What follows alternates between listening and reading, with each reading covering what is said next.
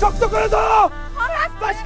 এক নবদম্পতি তাদের বিয়ের আনন্দময় অনুষ্ঠান শেষ করে পাহাড়ের আঁকাবাঁকা পথ ধরে বাড়ি ফিরছিলেন, কিন্তু বিধিবাম হঠাৎ প্রবল বৃষ্টিতে রাস্তা অত্যন্ত পিচ্ছিল হয়ে যায় এবং তাদের গাড়িটি নিয়ন্ত্রণ হারিয়ে গভীর খাদের দিকে ছিটকে পড়ে। মৃত্যুর খুব কাছ থেকে ফিরে আসার মতো অলৌকিক এক মুহূর্তে তারা পাহাড়ের গায়ে আটকে থাকা একটি লোহার খুঁটি শক্ত করে ধরে ঝুলে থাকেন।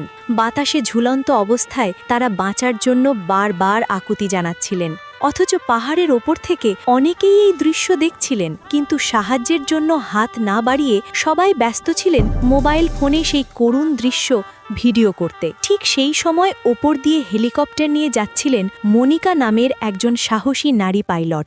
নিচে তাকিয়ে দম্পতির এই ভয়াবহ অবস্থা দেখে তিনি এক মুহূর্তও দেরি করেননি।